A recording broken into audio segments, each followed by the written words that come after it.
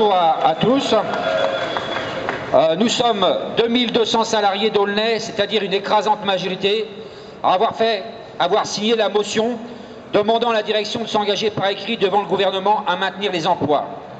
Pourquoi? Parce que la fermeture d'Aulnay voudrait dire la disparition de plus de 4000 emplois en comprenant les CDI, les intérimaires, les sous-traitants comme Géodis, ISS, Magnéto, PNA, Avenance, etc.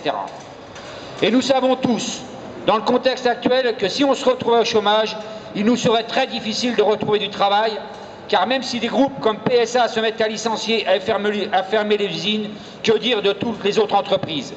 Beaucoup d'entre nous se retrouveraient dans des situations désespérées. L'idée même de fermer une usine comme Aulnay est inacceptable. Vraiment rien ne peut le justifier. Cette usine est une usine moderne et même de leur point de vue une usine performante. Varin le reconnaît lui-même, la qualité de la production est bonne. Alors la direction voudrait nous emmener sur un faux terrain, celui de la compétitivité. Mais même là, elle ne dit pas qu'Aulnay n'est pas rentable. Elle dit que c'est un problème global du segment B, c'est-à-dire de la petite voiture. C'est faux et archi faux. La C3 se vend très bien et représente une bonne partie des ventes de PSA, en leur offrant des marges suffisantes. Sinon, comment auraient-ils fait leurs bénéfices? Plus d'1 milliard, 358 millions d'euros versés aux actionnaires.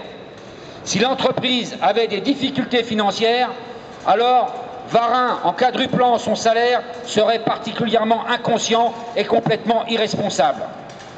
Sans compter toutes les aides que PSA a reçues du gouvernement, y compris Sarkozy dans son communiqué d'il y a 2 jours, le rappelle, 3 milliards de prêts, 1 milliard pour la banque PSA, la suppression de la taxe professionnelle, les crédits d'impôt et de recherche, la prime à la casse, etc.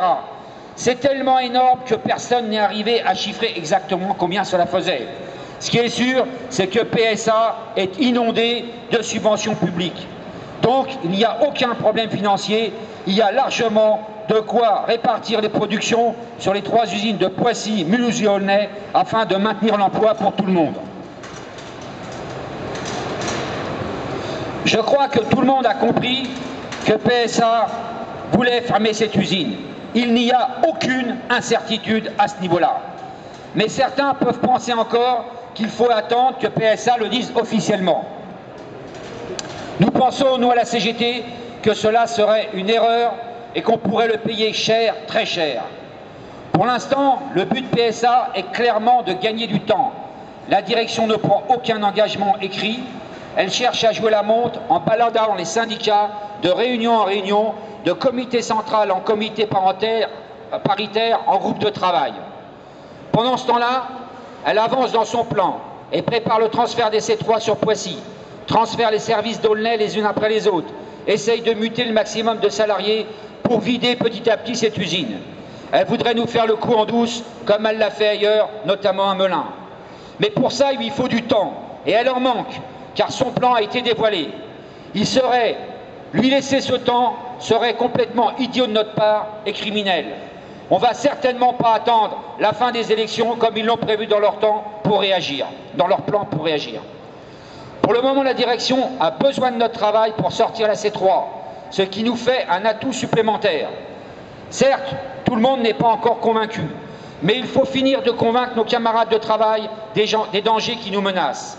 On sait que cela représente de l'énergie, mais cela est nécessaire si on veut préserver nos emplois et il faut le faire rapidement. Car pour mener une lutte qui est nécessaire, il faut l'unité de tous les salariés, ce que nous avons commencé à faire par ce rassemblement. Je suis en train de me rendre compte que j'ai sauté quelque chose. Je vais revenir un petit peu en arrière, parce que c'est important, c'est sur les... Alors, j'avais oublié de vous dire qu'il est clair que la direction a programmé la fermeture d'Aulnay, et je voulais revenir sur le document qui révèle des décisions prises en janvier 2010. Je dis bien des décisions et non pas de simples hypothèses de travail. Et ce qui confirme leurs intentions, c'est aussi tout ce qu'on voit sur le terrain depuis des mois et des années. Il ne s'agit pas d'un vieux document, mais du plan à moyen terme de PSA, de toute leur stratégie industrielle sur les 10 ans à venir, c'est-à-dire jusqu'en 2020.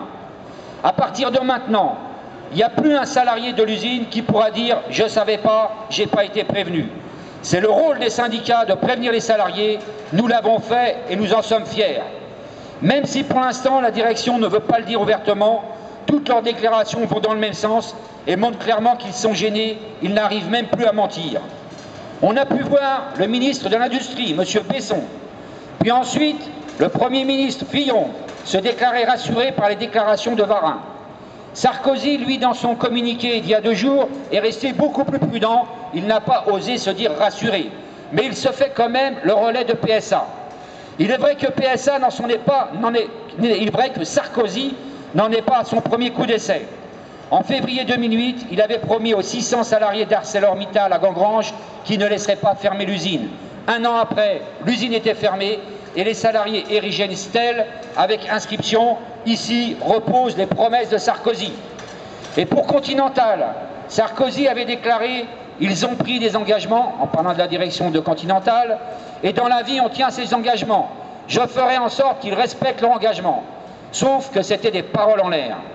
Mais au-delà de ce qu'ils disent, le premier enseignement à tirer de la montée au créneau de ces ministres et présidents de la République, c'est que l'affaire est suffisamment importante pour qu'ils se sentent obligés de faire ces déclarations. Il n'y a pas de fumée sans feu. Alors non, leurs déclarations ne sont pas rassurantes et aucun salarié ne peut se sentir à l'abri. Mais puisqu'ils nous disent de ne pas s'inquiéter, alors c'est très simple, l'État doit jouer son rôle de médiateur et imposer à PSA de signer un accord. Même si cela ne représente pas une garantie absolue, c'est ce qu'il faut qu'on exige dès la rentrée en septembre.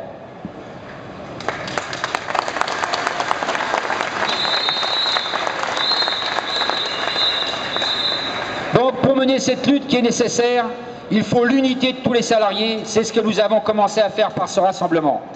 Et nous n'avons une chance d'imposer une solution collective ou individuelle pour chacun d'entre nous que si nous représentons une force. Et cette force, elle ne peut venir que de notre nombre.